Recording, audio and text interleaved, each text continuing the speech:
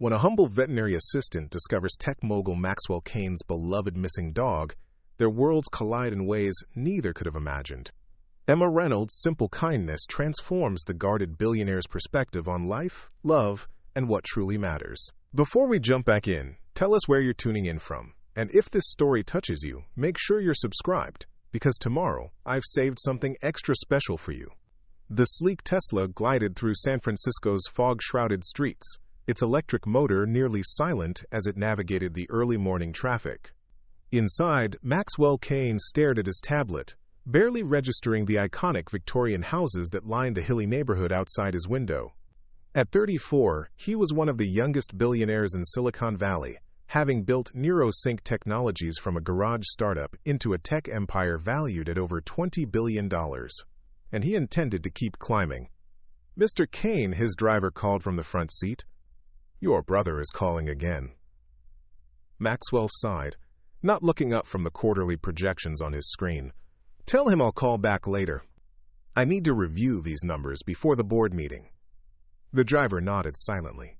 Maxwell had hired him specifically for his discretion and efficiency. No questions, no small talk, just service. That's how Maxwell preferred all his relationships. Simple, professional, and without messy emotional entanglements. In his glass-walled office on the 40th floor of the NeuroSync Tower, Maxwell reviewed the acquisition proposal for Quantum Metrics, a promising AI startup. This deal would cement NeuroSync's dominance in the artificial intelligence market. He'd been working toward this for years, pushing aside everything and everyone to get here. A knock interrupted his concentration. It was Andrea, his executive assistant, looking uncharacteristically hesitant. "What is it?" Maxwell asked, his voice sharp with impatience. "Your brother called again," she said. "He says it's urgent. Something about Atlas?" Maxwell's expression changed instantly at the mention of his dog's name. Atlas, a 3-year-old Bernese mountain dog, was perhaps the only living being Maxwell genuinely cared about. A gift from his late mother before she passed, Atlas represented the last connection to a time when life wasn't measured solely by market shares and profit margins. "What about Atlas?" he demanded, already reaching for his phone. Apparently he got out during the morning walk. The dog walker is searching, but...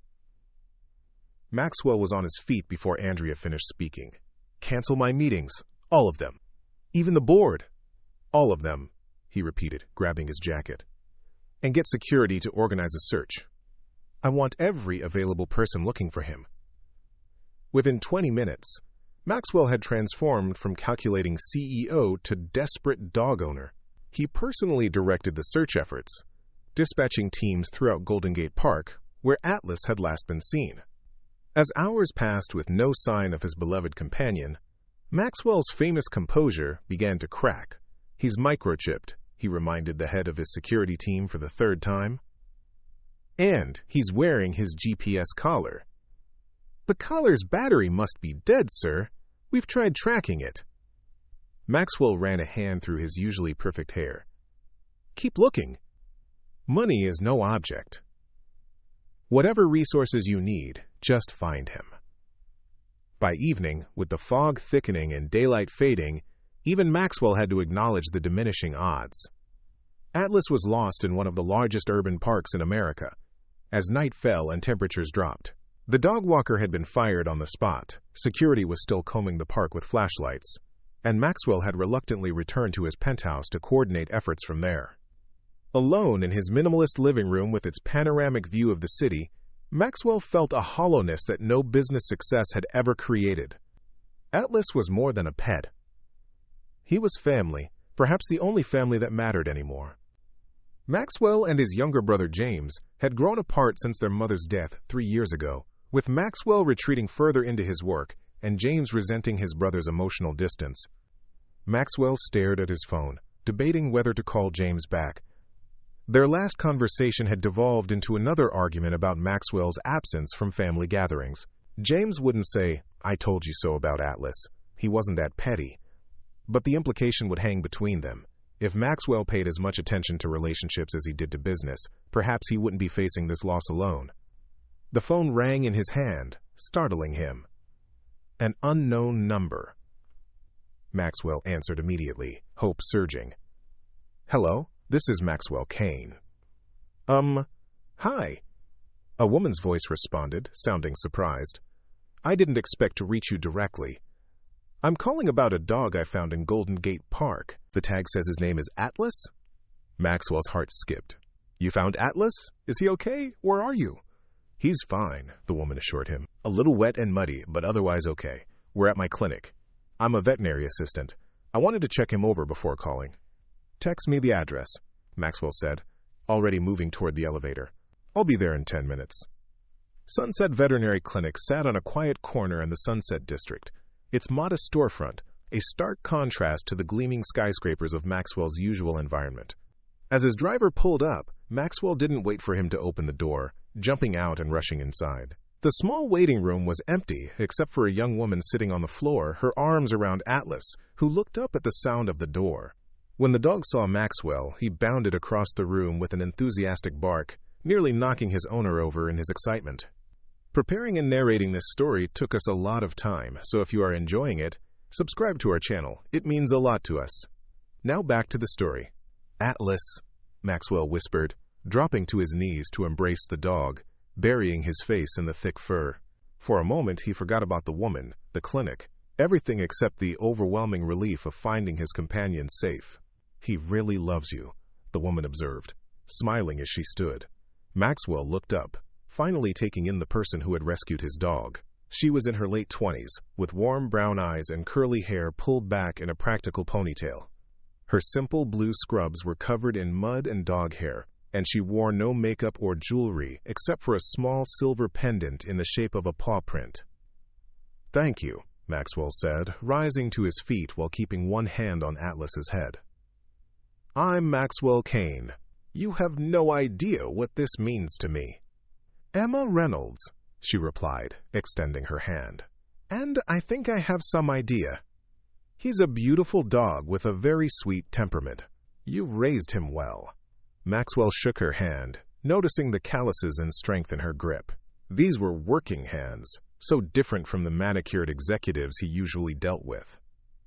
How did you find him? He asked. Emma led them to a small examination room where Atlas's leash and collar sat on the counter. I was jogging through the park after my shift, and I saw him near Stowe Lake, looking confused. His collar was hanging loose. The clasp must have broken. When I approached, he came right to me. Maxwell examined the broken collar with a frown. I'll have words with the manufacturer. This is supposed to be top-of-the-line equipment. Even the best gear fails sometimes, Emma said with a shrug.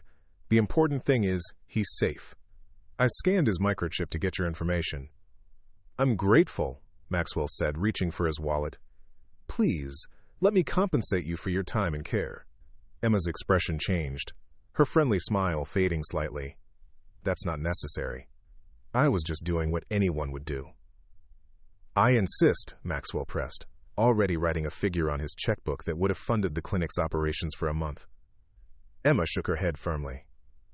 Mr. Kane, I didn't call you for a reward.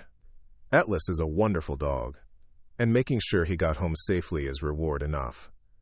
Maxwell stared at her, momentarily confused. In his world, everything had a price. Services rendered demanded compensation. Favors created obligations. Yet this woman, in her muddy scrubs, was refusing what would be a significant sum for most people. At least let me cover any costs for examining him, Maxwell tried again. I just gave him a quick once-over as a precaution, Emma explained. He wasn't injured, just a little dehydrated. I gave him some water and a treat. No charge. Before Maxwell could respond, the clinic's front door opened and a voice called out. Emma? You still here? I brought dinner. In the exam room, abuela. Emma called back. An elderly woman appeared in the doorway, carrying a large paper bag that filled the small room with the aroma of home-cooked food. She was small but vibrant, with silver-streaked black hair and the same warm eyes as Emma. Oh, I didn't know you had a client, the woman said, looking curiously at Maxwell and Atlas. Not a client, abuela. This is Mr. Kane and his dog Atlas. I found him in the park today. "Mr. Kane, this is my grandmother, Sophia Mendez." Sophia's eyes widened slightly in recognition of Maxwell's name, but her warm smile didn't falter. "The poor puppy was lost? Thank goodness you found him, Mahita. You've always had a way with animals." She turned to Maxwell. "Have you eaten, Mr. Kane? I brought enough for 3. I always cook too much." Maxwell blinked at the unexpected invitation. When was the last time someone had offered him a home-cooked meal without an agenda? "I couldn't impose," he said automatically. "Nonsense." Sophia waved away his objection. "Your dog had a scary day, and so did you. A good meal will help. Besides, Emma needs to explain how to prevent that collar from breaking again." Emma gave Maxwell an apologetic smile. "My grandmother doesn't take no for an answer when it comes to feeding people. But you're welcome to join us if you'd like. We're just having dinner in the break room."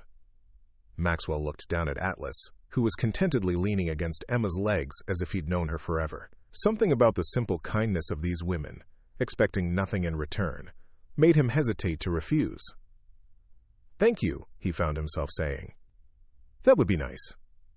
The clinic's break room was small, but cozy, with plants on every windowsill and photographs of staff members with various animals covering one wall. Sophia efficiently set out containers of enchiladas, rice, and beans on the worn table, while Emma filled water bowls for both Atlas and a one-eyed cat that had materialized to investigate the newcomers. "That's Captain," Emma explained when she caught Maxwell watching the cat. "Our permanent resident. He was abandoned after losing his eye, but now he thinks he runs the place." As they ate, Maxwell found himself sharing more about Atlas than he had intended. How his mother had given him the puppy before her final illness. How Atlas had been his constant companion through grief and long workdays. "Dogs are special that way," Emma said. "They love us at our worst and make us want to be our best." "Emma has always understood animals better than people," Sophia added, passing Maxwell another enchilada before he could refuse. "Even as a little girl, she could calm the most frightened creatures." Maxwell found himself genuinely curious. "How did you become a veterinary assistant?" Emma's smile dimmed slightly. "I was in veterinary school, actually. Had to drop out in my second year when my mom got sick. I came back to help Abuela care for her, and after she passed, I just never went back." "Emma sacrificed her dream to take care of family," Sophia said, patting her granddaughter's hand. "But she still does amazing work here at the clinic." "It's not a sacrifice when it's for people you love," Emma replied with a gentle firmness that suggested this was a familiar conversation. "Besides, I still get to help animals every day." Maxwell felt a twinge of something unfamiliar, perhaps shame, as he compared Emma's choices to his own. After his mother died, he'd thrown himself into work, distancing himself from his brother and their shared grief. His world had narrowed to spreadsheets and acquisitions, while Emma's had expanded to encompass the needs of others. As the meal concluded, Maxwell found himself reluctant to leave. The simple warmth of the break room, with its mismatched chairs and family photographs, felt more welcoming than his perfectly designed penthouse ever had. "I should get Atlas home," he finally said, rising from his chair. "Thank you for dinner, Mrs. Mendez. It was the best meal I've had in a long time." "Sophia, please," the older woman corrected. "And you're welcome anytime. A man who loves his dog like you do is always welcome at our table." Maxwell turned to Emma. "And thank you again for finding Atlas. I don't know how to repay you." Emma's expression was thoughtful as she walked him to the door. "There is one thing, actually." "Name it," Maxwell said immediately. "The collar broke because the clasp was damaged, probably from Atlas pulling against it. He needs proper leash training to prevent that happening again. I could help with that if you'd like." Maxwell stared at her, surprised. Of all the things she could have asked for, donations to the clinic, connections in the tech world, even that substantial check he'd offered, she was proposing to spend more time helping his dog. "You want to train Atlas?" he asked, making sure he understood. Emma nodded. "I work with rescue dogs on my days off, teaching basic obedience.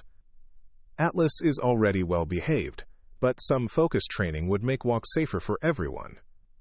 Plus," she added, crouching to scratch behind the dog's ears. "I've gotten attached to this guy." Maxwell found himself agreeing before he'd fully considered the implications. "When would you start?" "I'm off on Sundays. We could meet at the park, say around 10 in the morning?" And so, with that simple arrangement, Maxwell Kane, who meticulously controlled every aspect of his calendar and delegated personal tasks to a small army of staff, found himself committed to spending his Sunday morning in the park with a veterinary assistant and his dog.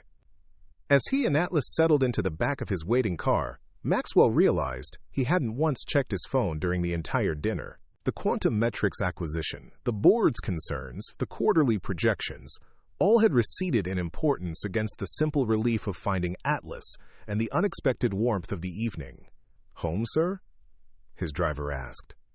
Maxwell looked down at Atlas, who had rested his head on Maxwell's lap, exhausted from his adventure. "Yes," Maxwell replied, "home." But as the car pulled away from the modest clinic, Maxwell couldn't shake the feeling that something fundamental had shifted. The city lights reflected off glass towers that had always represented success to him. Now, for the first time, he wondered if he had been measuring success by the wrong metrics altogether. Emma Reynolds watched the expensive car disappear around the corner, wondering if she had imagined the vulnerability in Maxwell Kane's eyes when he held his dog. The tech mogul's reputation preceded him, brilliant but ruthless, demanding perfection from himself and everyone around him. The business magazines called him the algorithm for his data-driven approach to everything.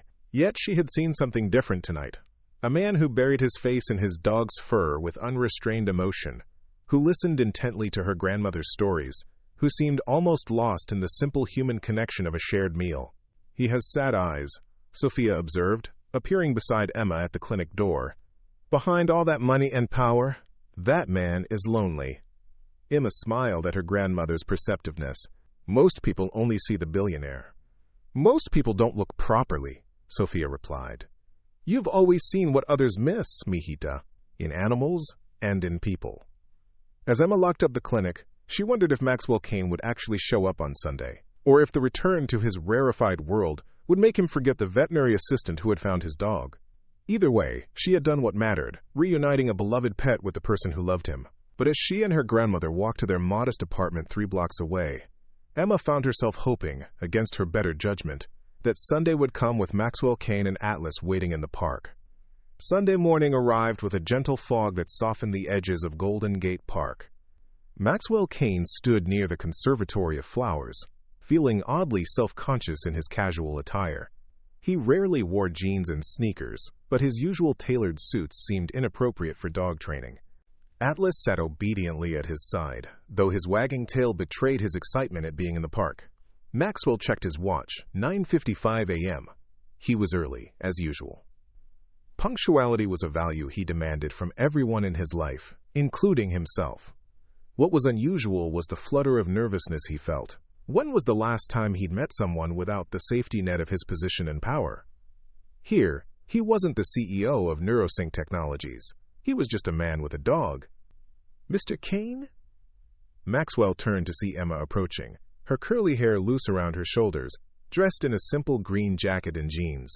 She carried a small backpack and wore a bright smile that seemed to cut through the morning fog. "Good morning," he replied, feeling oddly formal. "Please, call me Maxwell." "Only if you call me Emma," she countered, dropping to her knees to greet Atlas, who remembered her immediately and showered her face with enthusiastic licks. "Hello, handsome. Ready for some training today?" Maxwell watched their interaction with a twinge of envy. Atlas was affectionate with him, certainly, but there was something natural and joyful in the way the dog responded to Emma. "I brought a proper training collar and lead," Emma said, pulling equipment from her backpack. "And some high-value treats for rewards." "I have his usual gear in the car," Maxwell offered. "My driver could bring it." "This will work better," Emma interrupted gently. "The right tools make all the difference." She demonstrated how to fit the new collar properly, her fingers brushing against Maxwell's as she guided his hands through the adjustment. The casual contact sent an unexpected spark through him. How long had it been since anyone had touched him without agenda or pretense? For the next hour, Emma worked with Maxwell and Atlas, teaching both of them the fundamentals of loose-leash walking. She was patient but firm, praising progress and calmly correcting mistakes. Maxwell, accustomed to mastering new skills quickly, found himself humbled by the process. "You're overthinking it," Emma observed after a particularly frustrating attempt. "Dogs respond to energy more than technique. He can feel your tension." Maxwell frowned. "I'm not tense." Emma laughed, the sound unexpectedly musical. "Your shoulders are practically touching your ears." "Here." She moved behind him and placed her hands on his shoulders, gently pressing them down. "Breathe. This isn't a board meeting. It's a walk in the park with your dog." Maxwell complied, oddly affected by her touch and her insight. In his world, tension was currency, alertness a virtue. The idea of relaxing into an experience was foreign. "Better," Emma approved, as Atlas responded to the change, walking more calmly beside them. "See? He mirrors you. When you're balanced, he's balanced." They continued through the park, stopping occasionally for specific exercises. Emma was a natural teacher, breaking complex behaviors into manageable steps. By the end of the session, both Atlas and Maxwell had made noticeable progress. "You're both quick learners," Emma commented as they rested on a bench near the lake. Atlas lay contentedly at their feet, exhausted from the mental stimulation.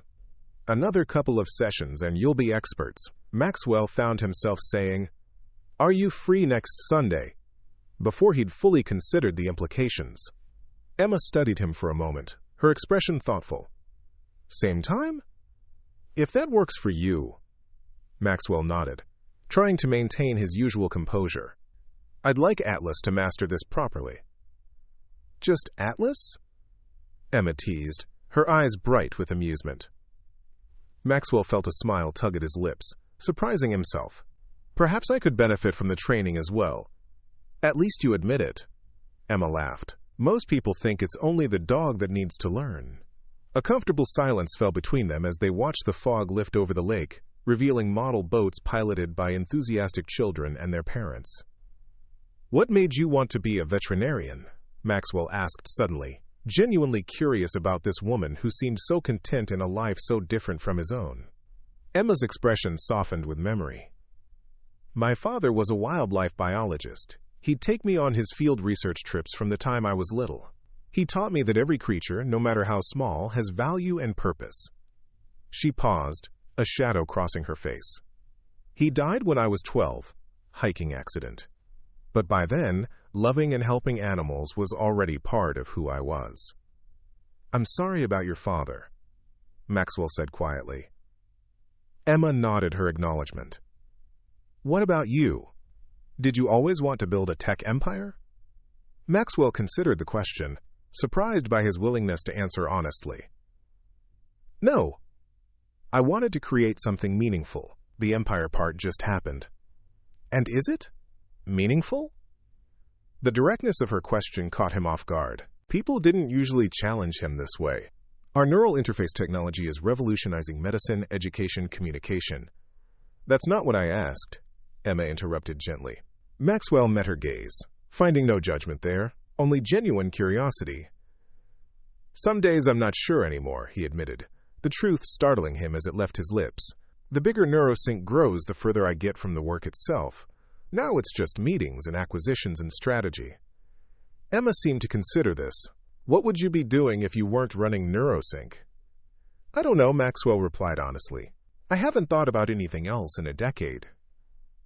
"Maybe you should," Emma suggested, standing up and dusting off her jeans. "Anyway, Atlas is getting restless. Let's practice that heel command once more before we finish." As they walked back toward the park entrance, Maxwell found himself studying Emma's profile. She moved with an easy confidence, unself-conscious, and present in a way he rarely encountered. Despite her interrupted education and modest career, she seemed more at peace than anyone in his executive circle. "Same time next week?" Emma confirmed as they reached the parking area where Maxwell's driver waited. "Yes," Maxwell agreed. "Thank you for today." Emma crouched to say goodbye to Atlas, whispering something in the dog's ear that made his tail thump happily against the ground. As she straightened, she smiled at Maxwell, You know, for a billionaire tech mogul, you're not bad at taking direction. High praise, Maxwell replied, feeling that unfamiliar smile return to his face. See you Sunday, Emma called, as she turned to walk away, declining his offer of a ride. Maxwell watched her go, struck by the strange reluctance he felt to end their time together. Atlas whined softly beside him, apparently sharing the sentiment. I know, Maxwell murmured to the dog as they got into the waiting car. I like her too. Throughout the following week, Maxwell found his thoughts returning to Emma at unexpected moments. During a contentious negotiation, he recalled her advice about tension and energy. In a meeting about user interface design, he wondered what she would think of their latest prototype. Each time he caught himself, he pushed the thoughts away, refocusing on the tasks at hand. Yet by Thursday, he found himself looking forward to Sunday with an anticipation he hadn't felt for anything in years. On Friday afternoon, Maxwell's concentration was broken by a call from his brother. James, he answered, surprised. They typically communicated through texts and emails these days. Is everything okay? That depends, James replied, his tone cautious. I heard a rumor that my workaholic brother was spotted in Golden Gate Park on Sunday morning, training his dog with a pretty brunette. I assumed it was fake news. Maxwell frowned. Where did you hear that? Sophia Chen's son works at the conservatory. He recognized you. So it's true? Maxwell sighed. The tech world's gossip network was surprisingly efficient. I was getting Atlas some training. He broke his collar last week and got lost in the park. Atlas got lost? Why didn't you call me? James asked, concern evident in his voice. It was handled. Maxwell replied automatically, then regretted his dismissive tone. A veterinary assistant found him. She offered to help with training. A pause then, and you agreed? You, who won't let anyone reschedule a meeting by 5 minutes, committed to dog training sessions in the park. It's good for Atlas, Maxwell defended, aware of how out of character his behavior must seem. James sounded skeptical. And this has nothing to do with the pretty brunette part of the equation? Don't be ridiculous, Maxwell said, though the heat rising to his face belied his words. Emma is just helping with Atlas. Emma, is it? James's tone was teasing now. Well, I'd like to meet this miracle worker who got my brother to take a Sunday off. Bring her to Dad's birthday dinner next week. That's not. She's not. Maxwell stumbled over his words, a rare occurrence. We don't have that kind of relationship. Then what kind of relationship do you have? The question lingered in Maxwell's mind long after he ended the call. What exactly was developing between himself and Emma Reynolds? She was so different from the polished, ambitious women he occasionally dated, women who understood the rules of engagement with someone in his position. Emma seemed to operate by a different set of rules entirely, or perhaps none at all. Sunday arrived with perfect weather, clear skies replacing the usual morning fog. Maxwell found himself at the park entrance 15 minutes early, Atlas practically pulling him toward their meeting spot in his eagerness. Emma was already there, sitting cross-legged on the grass, watching a group of Tai Chi practitioners with a look of peaceful appreciation. When she spotted them, her face lit up with a smile that made Maxwell's chest tighten inexplicably. You're early, he commented as they approached. So are you, she countered, rising gracefully to her feet. I was enjoying the morning. Sometimes I come here just to watch people moving through their lives, everyone with their own story. It was such a simple pleasure, so far removed from Maxwell's regimented existence, that he found himself momentarily speechless. Their training session built on the previous week's progress. Emma had brought new challenges, distractions to test Atlas's focus, more complex commands to stimulate his intelligence. Maxwell watched her work with his dog, her hands gentle but confident, her praise specific and sincere. You're good at this, he observed during a break. Teaching, I mean. Emma accepted the compliment with a nod. I enjoy it. Helping someone discover what they're capable of, whether human or canine, is satisfying. Is that why you work with rescue dogs? Partly, Emma admitted. But mostly because every creature deserves a chance to be seen for what they can become, not just what their circumstances have made them. The words resonated with Maxwell in unexpected ways. Hadn't he built his entire life around becoming something different from the awkward, brilliant child of distracted academics? Hadn't his drive always been to prove his worth through achievement? "What are you thinking?" Emma asked, noting his silence. Maxwell hesitated, unused to sharing his thoughts. In business, revealing your mental process was a tactical error. But Emma's open expression invited honesty. "I was thinking about perception versus potential," he said finally. "In my world, people are valued for what they've already accomplished or what they can provide. The idea of valuing potential alone is foreign." Emma considered this. "That sounds lonely." "It's efficient," Maxwell countered. "The two aren't mutually exclusive," Emma said, reaching down to adjust Atlas's new training collar. "And efficiency isn't always the highest value." Before Maxwell could respond, Atlas suddenly stiffened, his attention caught by a squirrel darting across their path. In a flash, the dog lunged, breaking free from Maxwell's momentarily slack grip on the leash. "Atlas!"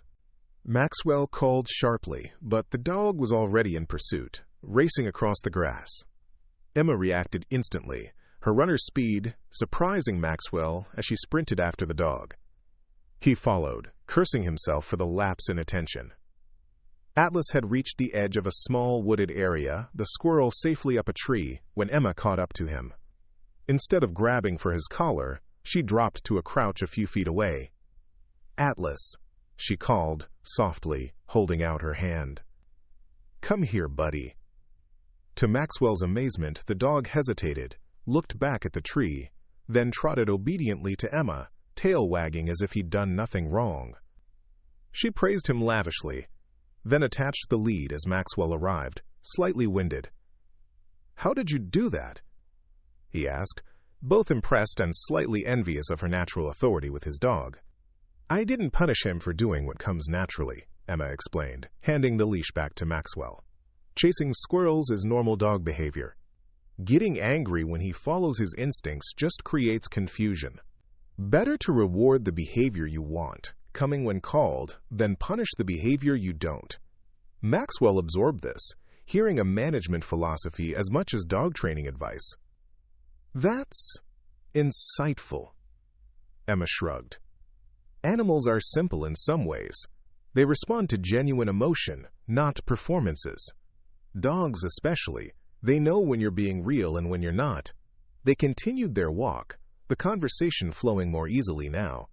Emma told stories about the clinic, the characters she encountered, both animal and human. Maxwell found himself sharing anecdotes about Atlas's puppyhood, the time he'd chewed through an important prototype, the night he'd slept on Maxwell's bed during a rare thunderstorm. "You're different when you talk about him," Emma observed. "Your whole face changes." Maxwell wasn't sure how to respond to such personal observation. Few people in his life would dare to comment on his expression or demeanor. "You mean I look less like the algorithm?" he asked dryly, referencing the nickname he knew circulated in tech circles. Emma tilted her head. "Is that what they call you?" "Among other things," Maxwell admitted. "Well, I don't know that version of you," Emma said simply. "I just know the man who loves his dog enough to spend Sunday mornings in the park, learning to communicate better." The simplicity of her perspective was disarming. In her eyes, he wasn't defined by his company or his reputation, but by his actions in the present moment. It was both refreshing and terrifying. As their session concluded, Maxwell found himself reluctant to part ways. "Would you like to get lunch?" he asked impulsively. "There's a dog-friendly cafe not far from here." Emma seemed surprised by the invitation, but pleased. "That sounds nice, but I have to be at the shelter by 1. I'm helping with new arrivals today." "The shelter?" "Golden Gate Animal Haven," Emma explained. "I volunteer there on Sundays." Maxwell nodded, hiding his disappointment. Another time, perhaps. Emma studied him for a moment and offered, "You could come with me if you want. Atlas would be welcome too. They always need help socializing the new dogs. The invitation was so unexpected that Maxwell almost declined automatically. His Sundays typically involved catching up on work and preparing for the week ahead. The idea of spending an afternoon at an animal shelter was entirely outside his routine. Yet looking at Emma's open expression and feeling Atlas's solid presence at his side, Maxwell found himself nodding. "I'd like that." Emma's smile was worth the disruption to his schedule. The Golden Gate Animal Haven was housed in a converted warehouse in the Dogpatch neighborhood. From the outside, it looked unremarkable. But inside, Maxwell discovered a thoughtfully designed space where animals could recover and prepare for adoption. Clean kennels lined the walls, each with comfortable bedding and toys. A large central area served as a play and socialization space, while glass-walled rooms offered quiet areas for introductions to potential adopters. Emma, a tall black woman with silver locks, approached as they entered. "You brought reinforcements. Excellent. And who is this handsome fellow?" she added, bending to greet Atlas. "This is Atlas, and his person Maxwell." Emma introduced them. "Maxwell, this is Dr. Harriet Jackson, our medical director and the heart of this place." Dr. Jackson straightened, extending her hand to Maxwell with a warm smile that faltered slightly as recognition dawned. "Maxwell Kane? Of NeuroSync?" "The same," Maxwell confirmed, prepared for the usual response. People either wanted something from him or were intimidated by him. Dr. Jackson surprised him. "Well, any friend of Emma's is welcome here, corporate titan or not. Can you clean kennels, Mr. Kane?" "Aye," Maxwell began. "He's here to help with socialization," Emma intervened, amusement dancing in her eyes. "First-time volunteers start with the friendlier jobs, remember?" "Fine, fine," Dr. Jackson conceded with a theatrical sigh. "The new arrivals are in the back. 3 from a hoarding situation, 2 strays, and a surrender, family moving overseas. They all need assessment for socialization levels." Emma led Maxwell and Atlas through the facility, greeting volunteers and animals alike. Maxwell noticed how many people seemed genuinely delighted to see her, both human and canine. She belonged here in a way that made him acutely aware of his outsider status.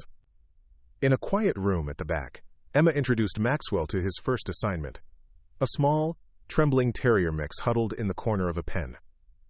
"This is Penny," Emma explained softly. "She came from the hoarding situation.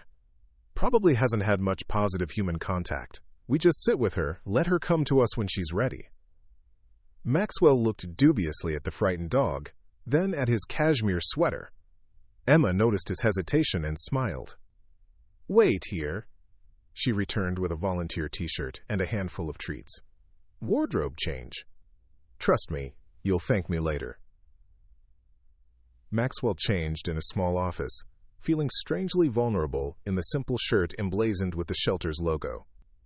When he returned, Emma had settled on the floor near Penny's pen, Atlas lying calmly beside her. "Just sit and be still," Emma instructed. "Don't look directly at her. Let her get used to your presence." Maxwell complied, lowering himself to the floor with more grace than he felt. The concrete was hard and cold, a far cry from his ergonomic office chair. Atlas immediately repositioned himself between Maxwell and Emma, content in their company. For nearly 20 minutes, they sat in silence. Maxwell, accustomed to constant activity and productivity, found the stillness challenging. He was about to ask how long they would wait when Emma touched his arm lightly, nodding toward the pen. Penny had crept forward, her nose twitching as she scented the air. Her fearful eyes darted between them, but curiosity was gradually winning over caution. "Now we wait for her to make the choice," Emma whispered. "That's the key with traumatized animals. And people too, I suppose. You can't force trust. You can only create the conditions where it becomes possible." Maxwell watched in wonder as Penny gradually inched closer, her small body still tense with fear but her curiosity overcoming her caution. When she finally sniffed his outstretched fingers, the simple contact felt like an extraordinary achievement. "She chose you," Emma whispered, her smile radiant. "That's huge progress." Something about earning this frightened creature's tentative trust affected Maxwell deeply. In his world, connections were strategic, calculated. This was something entirely different. Authentic connection based solely on patience and presence. They spent the afternoon moving between different animals, Emma guiding Maxwell through the basics of canine body language and appropriate interactions. He met Buster, an exuberant Labrador with boundary issues. Marigold, a dignified senior beagle surrendered when her elderly owner entered hospice, and Phoenix, a three-legged German shepherd recovering from neglect. Each animal had a story, and Emma knew them all. She spoke to the dogs with genuine respect, acknowledging their trauma without defining them by it. Maxwell found himself following her lead, dropping the brisk efficiency that characterized his professional interactions in favor of something more genuine. By late afternoon, Maxwell's expensive jeans were covered in fur, his hands smelled of treat crumbs, and he had experienced more unfiltered emotion than in the previous year of board meetings. Exhausted, yet oddly invigorated, he sat with Emma in the shelter's small break room, while Atlas dozed at their feet. "You're a natural," Emma commented, passing him a bottle of water. "The animals respond to you." Maxwell shook his head. "They respond to you. I'm just following your example." "Don't sell yourself short," Emma insisted. "Penny doesn't trust easily. Neither does Dr. Jackson, for that matter. And she invited you to next week's adoption event." "I noticed she stopped calling me Mr. Kane after the second hour," Maxwell observed with a wry smile. Emma laughed. "That's Harriet's version of a ringing endorsement." A comfortable silence fell between them as they rehydrated after the active afternoon. Maxwell found himself studying Emma's profile, the way sunlight from the small window caught in her curls, the tiny scar near her eyebrow, the relaxed confidence in her posture. "What?"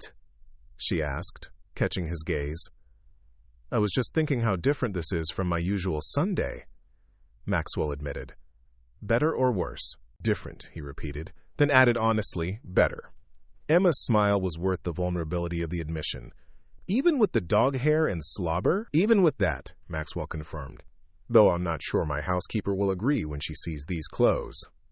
Emma laughed again, the sound becoming increasingly precious to Maxwell. "The shelter life isn't compatible with designer wardrobes. You might want to invest in some dedicated dog clothes." "Dog clothes," Maxwell repeated, amused by the concept. For a man who owns a company developing quantum neural interfaces, that shouldn't be too difficult to manage. "Speaking of which," Emma said, her expression growing more serious, "don't you have important CEO things to do? I've monopolized your entire day." Maxwell considered this. There were emails waiting, reports to review, strategies to finalize for Monday's executive meeting, the usual Sunday preparation that kept him ahead of his competitors and in control of his empire. "Nothing that can't wait," he found himself saying, surprising them both.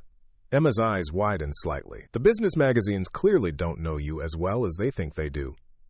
"Perhaps I don't know myself as well as I thought," Maxwell replied, the words emerging before he could filter them. Emma held his gaze for a long moment, something unspoken passing between them. Then she glanced at her watch and stood. "I should finish up here. The evening volunteers will be arriving soon." Maxwell rose as well, gently rousing Atlas. "Thank you for today," he said, the simple phrase inadequate for what he wanted to express. "It was enlightening." "Same time next Sunday for training?" Emma asked, leading them toward the exit. "Actually," Maxwell began, gathering his courage, "I was wondering if you might like to have dinner this week." "With me," he added unnecessarily. Emma paused, her expression unreadable. "Like a date?" "Yes," Maxwell confirmed, refusing to equivocate. "Like a date." Emma seemed to consider the proposition. Her head tilted slightly. "Why?" The directness of the question caught Maxwell off guard. In his experience, women didn't typically question why Maxwell Kane wanted to take them to dinner. "Because I enjoy your company," he answered honestly. "Because you see the world differently than I do. And I find that valuable, because I'd like to get to know you better, outside of dog training and volunteer work." Emma studied him for another moment, then nodded. "Wednesday night." "But I choose the place." Deal, Maxwell agreed, ignoring the part of his brain that automatically wanted to suggest high-end restaurants where his name ensured the best table. As they parted ways outside the shelter, Maxwell felt a strange lightness. The day had been nothing like his typical carefully structured Sundays, yet he felt more energized than depleted by the disruption. Atlas seemed equally affected, trotting beside Maxwell with a contented air. When they reached the car, the dog looked back toward the shelter entrance where Emma still stood, waving. "I know," Maxwell told him quietly. "She's special." Wednesday evening found Maxwell navigating his Tesla through a neighborhood he rarely visited. The outer Richmond district was residential and unpretentious, far from the sleek downtown towers and upscale restaurants he frequented. Emma had texted him an address and a time, nothing more. The destination proved to be a small storefront with a hand-painted sign. Taste of Manila. Through the window, Maxwell could see a modest dining room filled with families and couples, enjoying what appeared to be Filipino cuisine. Emma was waiting outside, dressed in a simple blue dress that complemented her eyes.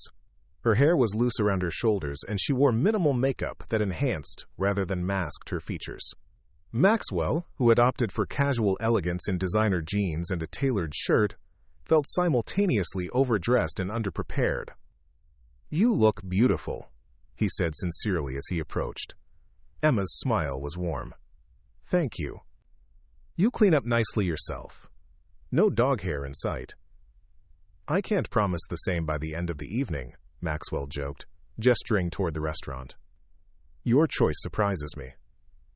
"Good surprises, I hope," Emma replied, leading him inside. "This place is special to me. My mother was Filipino, and the family who owns this restaurant knew her. Their food reminds me of hers." The significance of her bringing him to such a personal place wasn't lost on Maxwell. As they were led to a small table in the corner, he noted the family photos on the walls, the well-worn but clean furnishings, the delicious aromas filling the space. A middle-aged woman approached their table, her face lighting up at the sight of Emma. "Emma, so good to see you. And you bring a handsome date, huh? Mrs. Reyes?" "This is Maxwell," Emma introduced them. "Maxwell, this is Lorna Reyes. She and her husband own this place, and she makes the best pancit in San Francisco." "Second best," Mrs. Reyes corrected with a wink. "Your mother's was better." "But I try." She turned to Maxwell with an appraising look. "First time for Filipino food?" "Yes," Maxwell admitted. "I'm looking forward to it." Mrs. Reyes nodded approvingly. "We take care of you. No menu tonight. I bring you the good stuff." Before Maxwell could respond, she had bustled away, leaving him slightly bewildered. "No menu?" Emma smiled. "Trust me. It's better this way." "I'm beginning to think that's your life philosophy," Maxwell observed. "Not bad as philosophies go," Emma replied. "Has trusting your careful plans and tight control made you happier than surrendering to the occasional mystery?" The question was playful but hit closer to home than Emma could know. Maxwell considered it seriously. Happiness wasn't the metric I was measuring. Then what was? Success. Achievement. Growth. And now? Maxwell met her gaze directly. "Now I'm not sure those are the only metrics that matter." The arrival of their first dishes interrupted the moment. Mrs. Reyes placed steaming plates of lumpia, pancit, and kare-kare before them, explaining each dish with evident pride.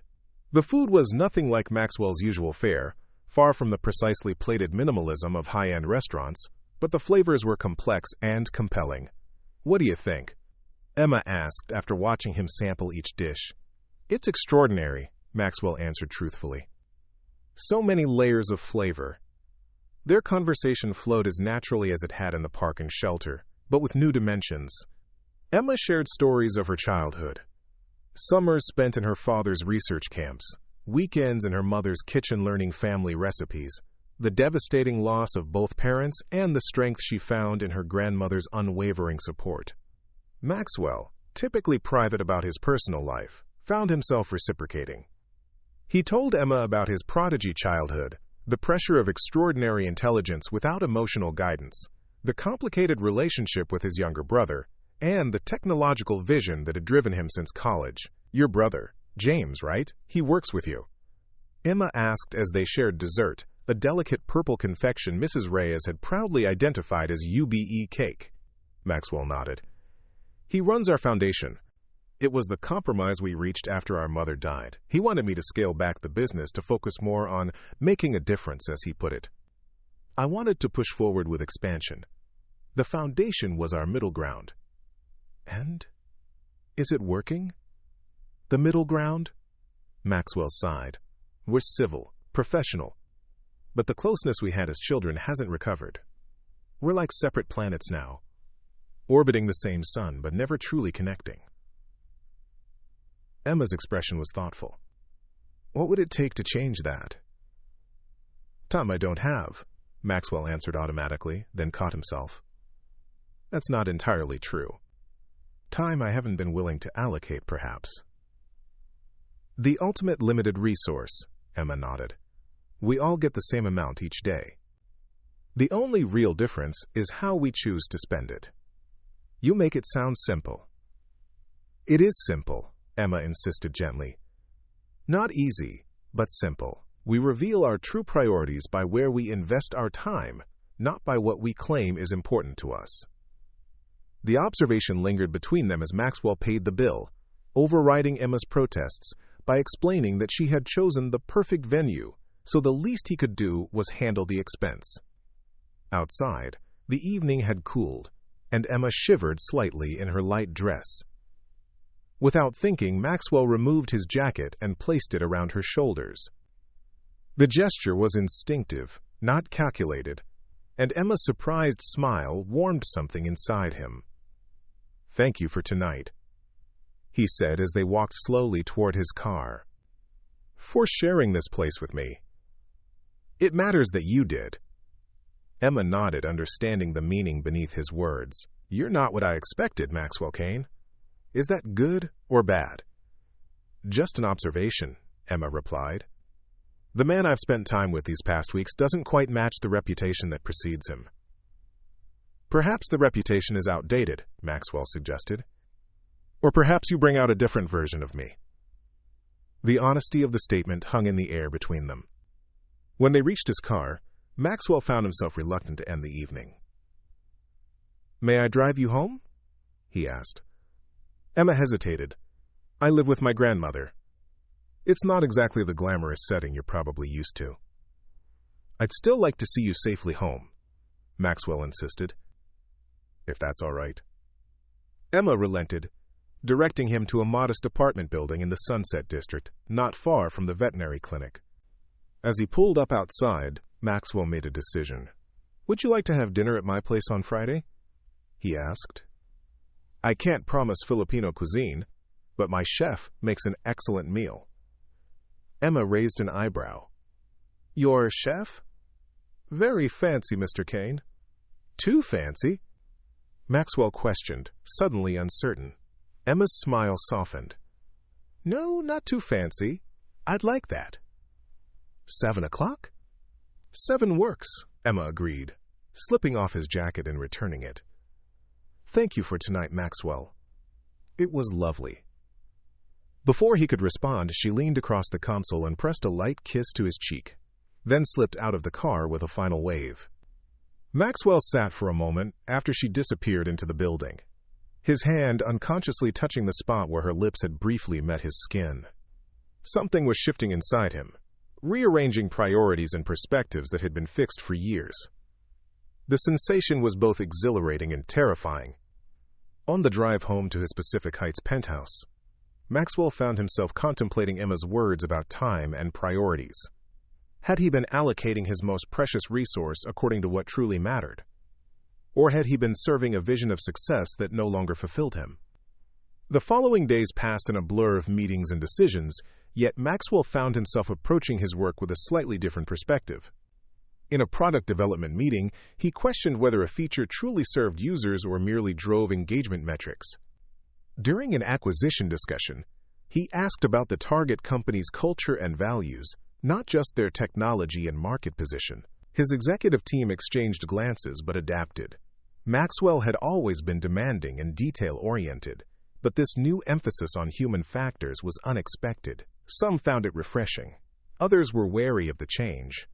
On Thursday afternoon, Maxwell surprised his assistant by blocking out 2 hours for a personal errand. He drove himself to a small jewelry store in Hayes Valley, one known for unique designs rather than ostentatious luxury. The owner, an older woman with artist's hands and sharp eyes, helped him select a gift that he hoped would strike the right note, meaningful but not overwhelming. Friday evening arrived with uncharacteristic nervousness on Maxwell's part. He found himself checking and rechecking arrangements that would normally have been delegated entirely to staff. The menu, the table setting, even the playlist of ambient music. Maxwell reviewed each element personally. His penthouse, occupying the top floor of a prestigious building, offered panoramic views of the city and bay. The space was architecturally stunning, with floor-to-ceiling windows, museum-quality art, and custom furnishings.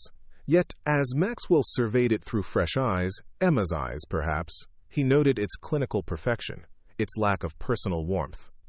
At precisely 7, the elevator announced Emma's arrival. She stepped into the foyer wearing a simple emerald dress that complemented her coloring perfectly. Her curls were partially pinned up, revealing the elegant line of her neck, and she carried a small gift bag. "Welcome," Maxwell greeted her, suddenly aware of the formal echo in his vast living room. "You look stunning." Emma smiled, taking in the space with wide eyes. "Thank you. Your home is impressive." "It's a bit much, isn't it?" Maxwell admitted, seeing it anew through her expression. Emma laughed softly. "Just a bit, but beautiful, in its way." She extended the gift bag. A hostess gift. Or host gift, I suppose. Inside, Maxwell found a small, handcrafted ceramic dog that bore a striking resemblance to Atlas. "This is charming," he said, genuinely touched by the thoughtful gesture. "Did you make this?" Emma nodded. "Ceramics is a hobby, not exactly fine art, but I enjoy it." "It's perfect," Maxwell insisted, placing the figurine on a side table where it stood in whimsical contrast to the minimalist decor. "Atlas is with my brother tonight, but he'll appreciate the tribute when he returns." Over dinner, served on the terrace with the glittering city spread below them, their conversation ranged from childhood memories to future dreams. Maxwell found himself sharing ideas and uncertainties he rarely voiced, while Emma spoke of her hopes to someday complete her veterinary education and perhaps open a clinic serving low-income pet owners. "Why haven't you gone back to school?" Maxwell asked as they lingered over dessert. "Financial constraints?" Emma considered the question. "Partly, but also practical considerations. My grandmother depends on my income, modest as it is. And the shelter and clinic both need consistent volunteers." "Those are obligations you've chosen," Maxwell observed. "Not chains you can't break." "Some obligations are choices, yes," Emma agreed. "But choices that reflect values. I value my grandmother's well-being and the work I do, even if it means deferring other dreams." "What if you didn't have to choose?" Maxwell asked. "What if you could pursue your education while maintaining those commitments?" Emma gave him a measured look. "If you're about to offer to pay for my education, this evening is about to get very awkward." Maxwell blinked, caught off guard by her directness. "I wouldn't presume."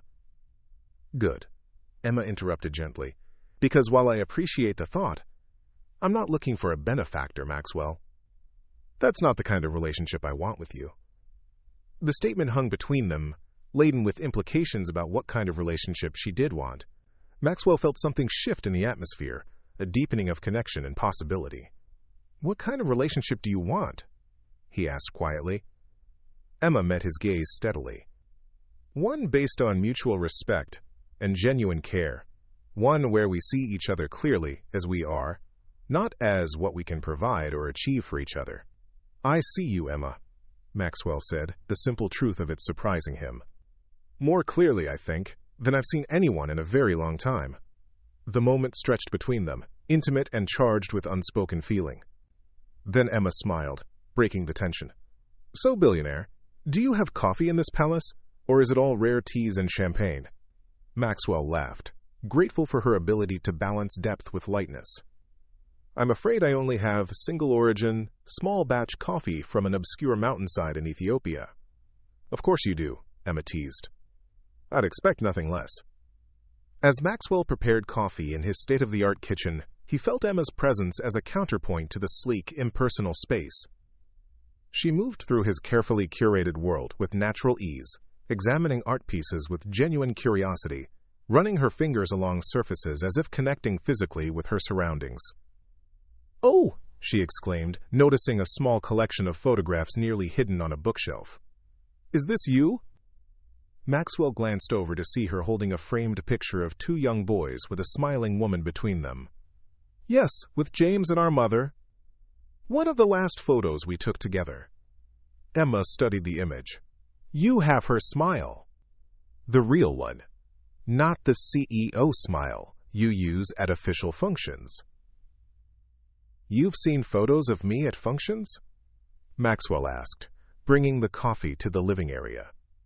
Emma rolled her eyes. "You're in the news constantly, Maxwell. It's not exactly stalking to have seen photos of a public figure." "Fair point," he conceded, gesturing for her to join him on the sofa. "And you're right about the smile. My mother had a gift for joy, even in difficult circumstances. James inherited that more than I did." "I don't know," Emma said thoughtfully, accepting the coffee cup he offered. "I've seen real joy from you, when Atlas found you at the clinic, when Penny finally trusted you enough to approach. It's there, just perhaps reserved for the moments that truly matter." The observation touched Maxwell deeply. Emma saw parts of him that others missed, qualities buried beneath the persona he had cultivated for years. "I have something for you," he said, setting down his cup and retrieving a small box from a side table. "Not a payment or investment," he added quickly. "Just a token. A thank you for everything you've shared with me these past weeks." Emma accepted the box with curiosity. Inside, nestled on black velvet, lay a delicate silver pendant in the shape of a dog's paw print, similar to the one she already wore, but with subtle differences. On closer inspection, the print matched Atlas's unique paw exactly, with tiny embedded diamonds marking the pattern of calluses on his pads. "It's Atlas," Emma realized, looking up with wonder. "You had his paw made into a pendant." Maxwell nodded. "I noticed you always wear that paw print necklace. I thought perhaps this would be meaningful, a reminder of how we met." Emma touched the pendant gently. "It's perfect," she said softly. "Would you help me put it on?" Maxwell took the necklace and moved behind her as she lifted her hair. The simple domesticity of the gesture affected him deeply. How long had it been since he'd shared such an intimate moment with someone who wanted nothing from him but his presence? The pendant settled against Emma's skin, catching the light as she turned back to face him. Their proximity was suddenly acute, her eyes meeting his with unguarded emotion. "Thank you," she whispered. Maxwell couldn't have said who moved first. Perhaps they both did, drawn together by the gravity of something neither had planned but both now recognized as inevitable. The kiss was gentle at first, a question and an answer simultaneously. Then deeper, a confirmation of the connection that had been building since that rainy night when a lost dog brought them together. When they finally parted, Maxwell rested his forehead against hers, unwilling to increase the distance between them. "Emma," he said softly, her name both a statement and a question. She smiled, her fingers lightly tracing the line of his jaw. "I wasn't planning on this," she admitted. "Neither was I," Maxwell confessed. "But I'm very glad it's happening." Emma's laugh was warm against his skin. The great planner, embracing the unplanned. "Will wonders never cease?" "Not as long as you're part of my life," Maxwell replied, surprised by his own sentimentality, yet unable to regret it. "Stay," he added softly. "Not necessarily just to be here. With me. A little longer?" Emma's expression softened at his uncharacteristic awkwardness. "I'd like that."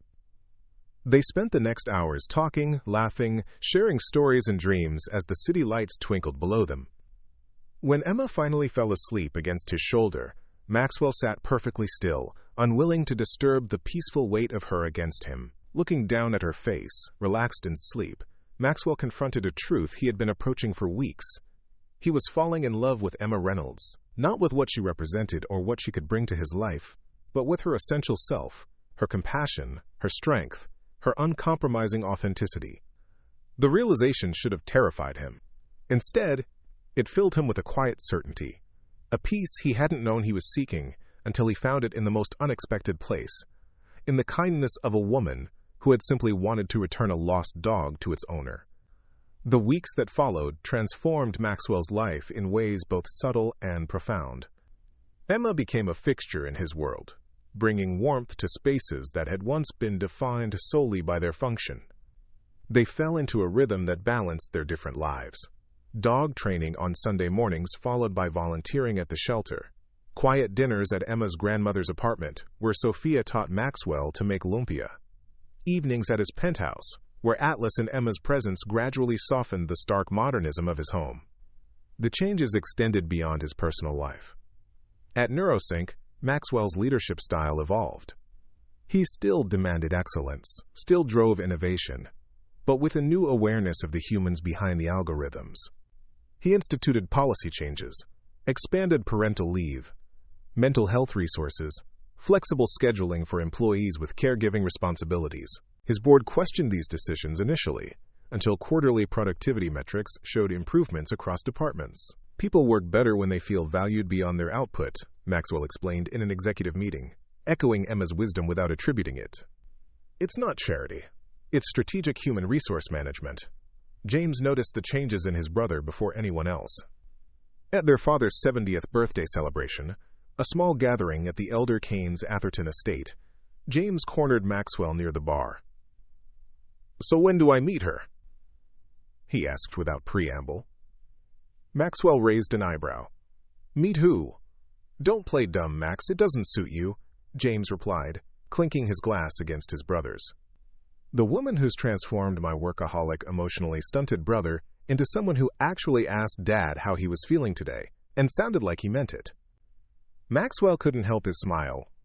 "Her name is Emma. She's a veterinary assistant." James nearly choked on his drink. "A veterinary assistant? Not a tech entrepreneur? Not a venture capitalist? Not a model with an MBA?" "None of the above," Maxwell confirmed.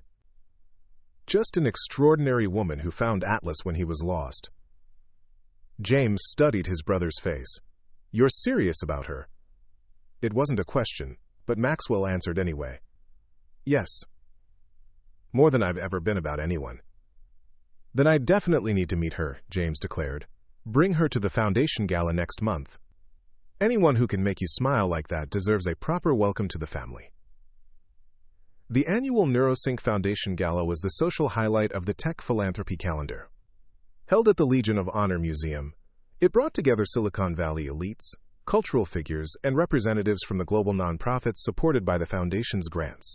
Maxwell had always viewed it as a necessary business function, an opportunity to strengthen the company's image and forge strategic alliances under the guise of charitable giving. This year, however, he found himself genuinely interested in the foundation's work as he prepared Emma for the event. She listened attentively as he explained the neural interface technology being developed for children with communication disorders, the clean water initiatives in developing countries, the educational programs bringing STEM opportunities to underserved communities. "Your brother has built something remarkable," Emma observed as they discussed the foundation's projects one evening. "You must be proud of him." The comment gave Maxwell pause. Had he ever explicitly expressed pride in James's accomplishments? He'd funded the foundation generously, approved its initiatives, included its successes in company reporting. But had he acknowledged the vision and heart his brother had poured into the work? "I am," Maxwell said slowly. "Though I'm not sure I've told him that." Emma squeezed his hand. "Maybe you should." The night of the gala arrived with a rare spring storm battering San Francisco. Maxwell sent his car to collect Emma and Sophia, insisting that the older woman join them despite her protests about not belonging in such fancy company. When they arrived at his penthouse, the designated meeting point before proceeding to the event, Maxwell found himself unexpectedly nervous. Emma had met his colleagues at NeuroSync during a lunch visit, But this would be her first encounter with James, and, by extension, her formal introduction to Maxwell's public life.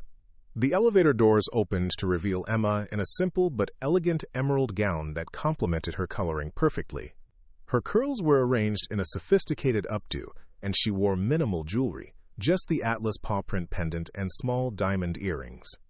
Sophia followed in a traditional Filipino formal dress, her silver hair arranged elegantly, her posture regal despite her years. "You both look stunning," Maxwell said sincerely, moving forward to greet them. Emma smiled, a hint of nervousness in her eyes. "Is it appropriate? I've never been to anything this formal." "You're perfect," Maxwell assured her, taking her hand. "Though I do have something that might complement your outfit." He retrieved a slim velvet box from his desk. Inside lay a delicate diamond bracelet, understated compared to the ostentatious jewelry that would be on display at the gala, but exquisitely crafted. "Maxwell," Emma began, hesitation in her voice. "It was my mother's," he explained quickly. "She wore it to events like this one. I'd be honored if you'd wear it tonight, but there's no pressure." The personal significance of the gesture wasn't lost on Emma. She extended her wrist, allowing Maxwell to fasten the bracelet. "Thank you for sharing this piece of her with me." Sophia watched their interaction with knowing eyes. "Your mother had good taste," she commented. "Simple, elegant, letting the woman shine brighter than the jewels." "She would have liked you both very much," Maxwell said, surprising himself with the certainty of it. The moment was interrupted by the arrival of James, who bounded out of the elevator with characteristic enthusiasm. "Sorry I'm early, but I couldn't wait to meet the—" He stopped short at the sight of Emma and Sophia, quickly recovering with a warm smile. "The women who have my brother checking his phone for text messages in the middle of board meetings."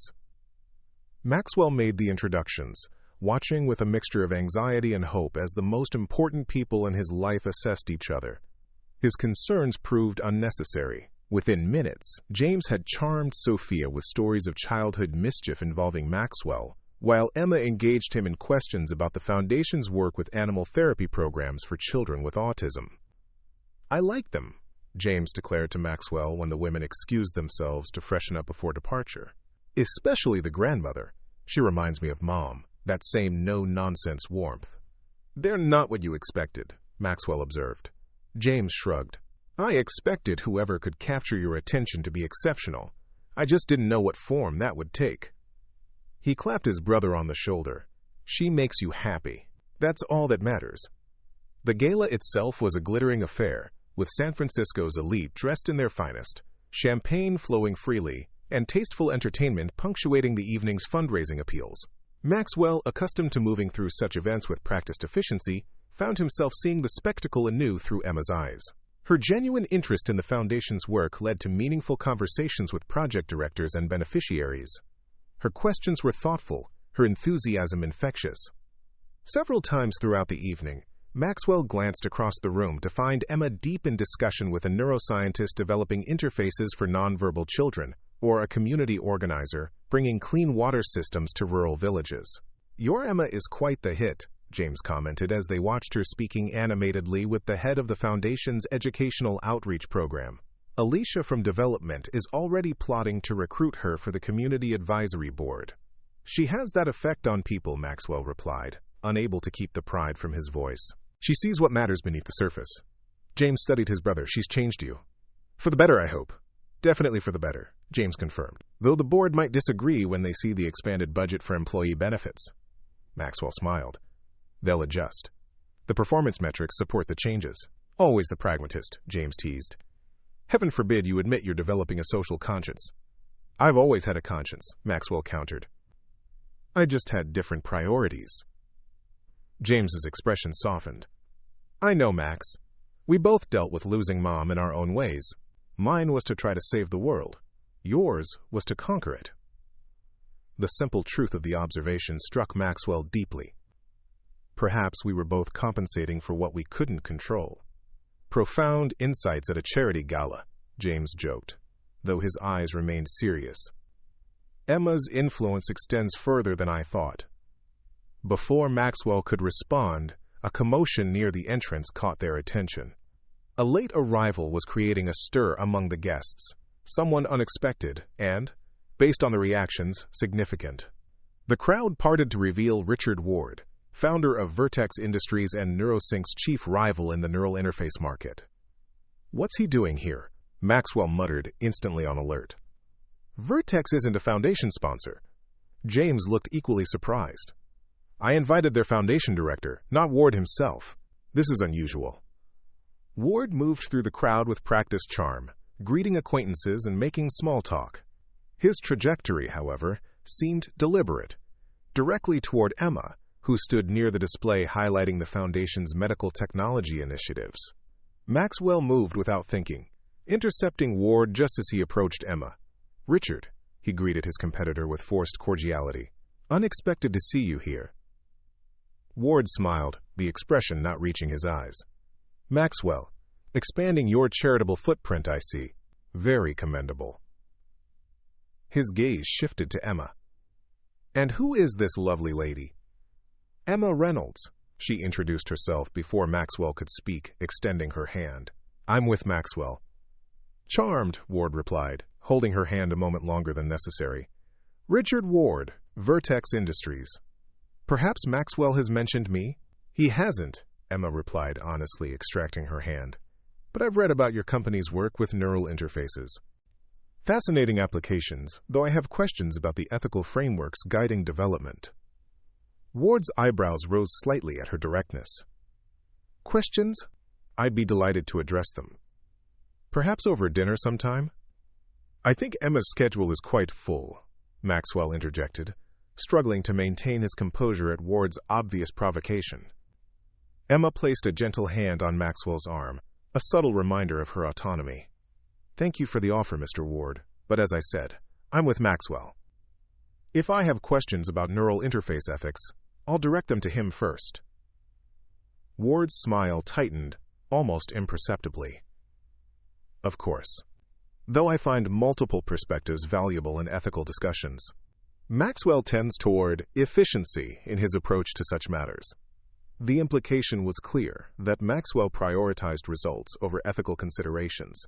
It was a criticism often leveled at NeuroSync in the tech press, though rarely so directly in social settings. "Actually," Emma replied, her tone conversational but firm, "I've found Maxwell to be deeply thoughtful about the human implications of his work. Just last week he was explaining the additional safeguards being implemented in the pediatric interfaces, even though they'll delay market release by nearly 6 months. Maxwell stared at her, momentarily stunned. The project she referenced was indeed being delayed for additional testing, a decision he had made after a conversation with Emma about the vulnerability of developing brains.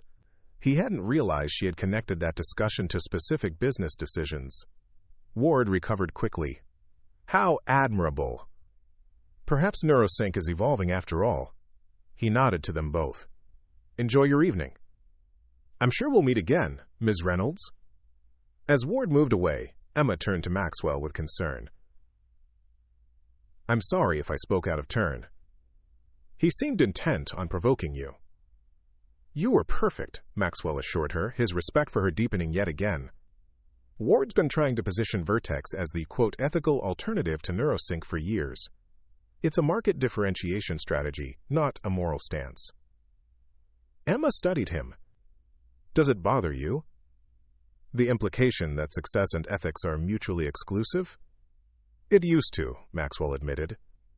"Now I'm more interested in proving him wrong through actions rather than arguments." The remainder of the evening passed without further incident. Ward kept his distance, though Maxwell occasionally caught him watching Emma with speculative interest. The observation triggered an unfamiliar protective instinct, tempered by Maxwell's growing recognition of Emma's ability to handle herself in any situation. As the gala wound down, Sophia approached Maxwell while Emma was engaged in conversation with James. "You love her," the older woman stated without preamble. Maxwell didn't bother denying it. "Yes." Sophia nodded, satisfaction in her expression. "Good. She deserves someone who sees her value. Too many see only what's on the surface. A pretty girl with a modest job. They miss the depth of her heart, the strength of her character." "I see her." Maxwell assured Sophia. More clearly every day. Then I approve, Sophia declared, patting his arm. Though my approval doesn't matter nearly as much as what you do with that love. She fixed him with a penetrating gaze. Love isn't possession, young man. It's nurture. Remember that. Before Maxwell could respond to this cryptic advice, Emma and James rejoined them, both looking pleased with their conversation. The evening concluded with warm goodbyes and promises of future gatherings, James insisting that Emma and Sophia join them for the family's traditional Sunday brunch. Later, as Maxwell's driver navigated the rain-slick streets toward Sophia's apartment, Emma nestled against Maxwell's side in the back seat, a contented silence between them.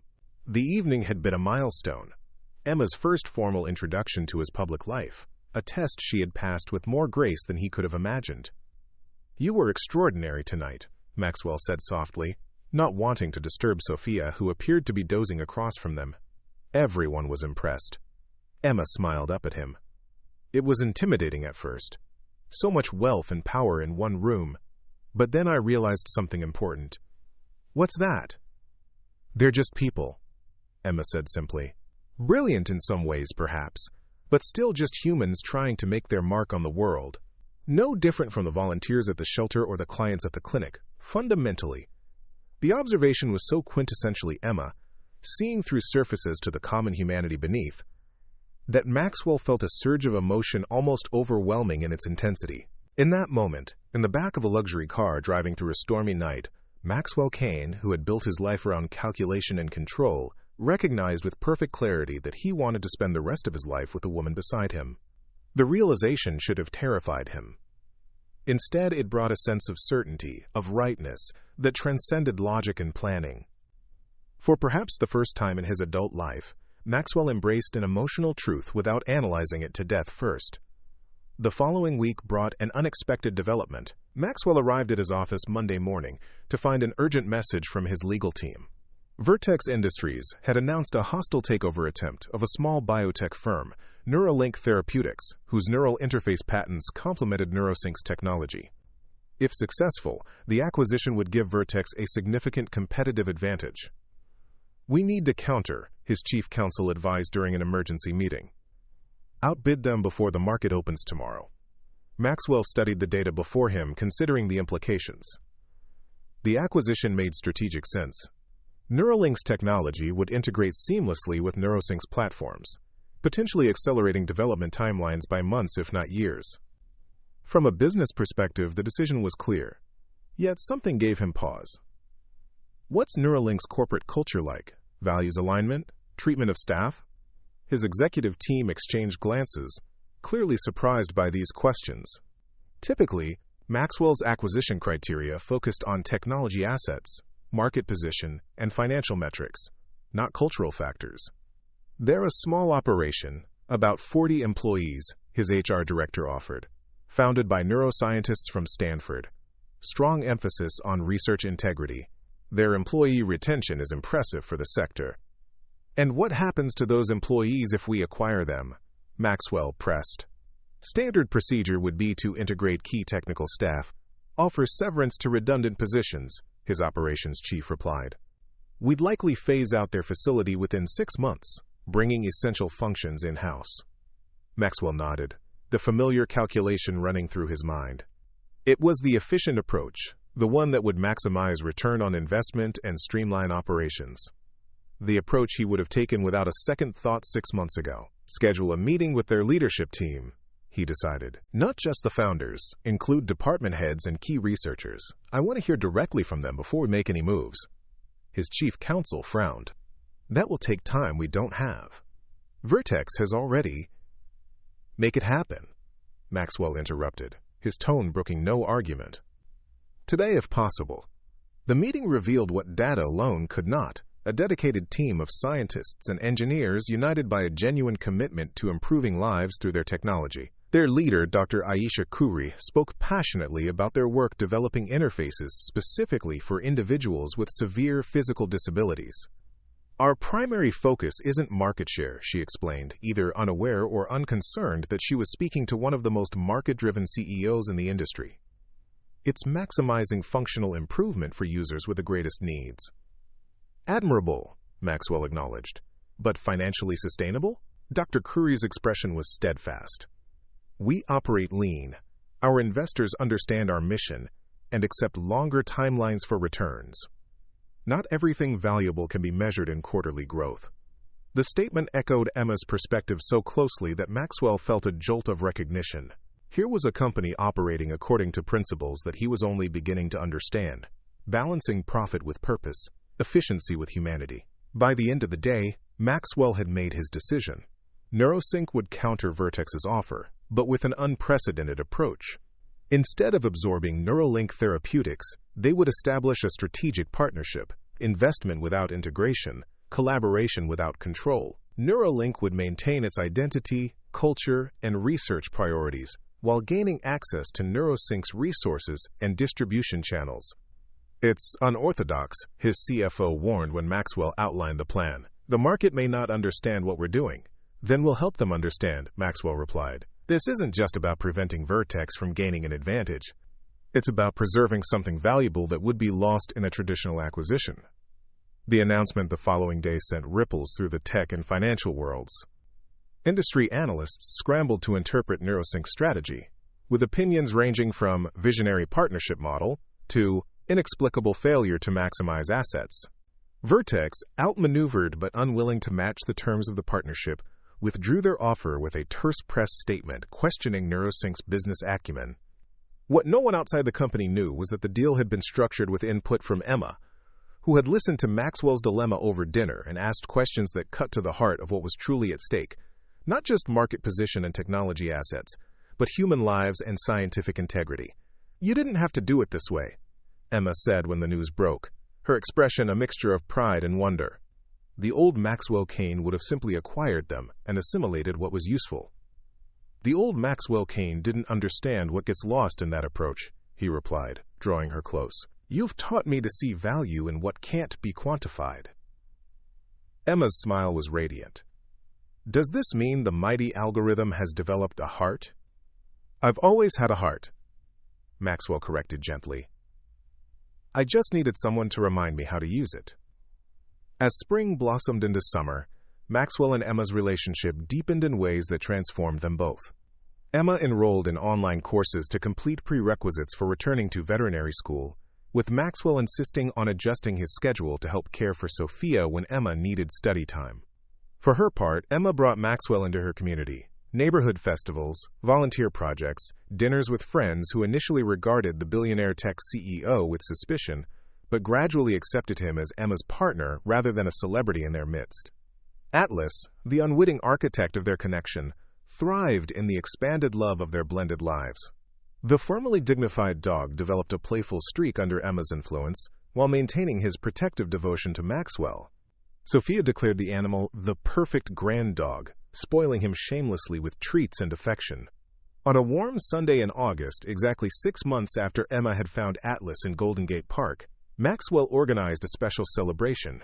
He told Emma they were having a picnic to commemorate their meeting, but his plans extended far beyond sandwiches and sparkling water. With James's help, he arranged for a private area near the spot where Atlas had been found. Emma's friends from the shelter, colleagues from the clinic, and Sophia were already gathered when Maxwell's car arrived with a blindfolded Emma protesting good-naturedly about the secrecy. "This is ridiculous," she laughed as Maxwell guided her from the car. "I can hear people whispering. What are you up to?" "Patience," Maxwell advised, leading her to the center of the gathering. Atlas trotted alongside them, seemingly aware of the significance of the moment. "Ready?" When he removed the blindfold, Emma blinked in surprise at the assembled group, all smiling expectantly. Before she could question him, Maxwell dropped to one knee, taking her hand in his. "Emma Reynolds," he began, his voice steady despite the thundering of his heart. "6 months ago, you found something I didn't even know was lost. Not just Atlas, but a part of myself I'd forgotten existed. You showed me that success isn't measured in acquisitions or valuations, but in connections and compassion." Emma's free hand flew to her mouth, her eyes widening as she realized what was happening. "I had a carefully crafted speech prepared," Maxwell continued with a self-deprecating smile, "because that's who I was. someone who planned and calculated every moment. But that's not who I am with you. With you, I've learned to trust my heart more than my head. He reached into his pocket and withdrew a small box, opening it to reveal a ring. Not the ostentatious diamond one might expect from a billionaire, but a delicate band of rose gold supporting a modest, ethically sourced stone that caught the sunlight with quiet brilliance. I love you, Emma, not for what you bring to my life or how you make me feel, but for who you are, your kindness, your integrity, your strength. Will you marry me? Emma's eyes shimmered with tears, but her smile was radiant. Yes, she whispered, then louder, yes! As Maxwell slipped the ring onto her finger, their friends and family erupted in cheers. Atlas barked excitedly, jumping up to place his paws on both their shoulders in what could only be described as a canine embrace. Sophia wiped tears from her eyes while James captured the moment on his phone, his own expression one of unabashed joy for his brother's happiness. Later, as the celebration continued around them, Emma and Maxwell stole a moment alone, walking hand in hand to the exact spot where she had found Atlas that rainy evening. "Did you ever imagine this would be the outcome when you decided to help a lost dog?" Maxwell asked, still marveling at the serendipity that had brought them together. Emma considered the question, her new ring catching the light as she reached up to touch the Atlas paw print pendant she still wore every day.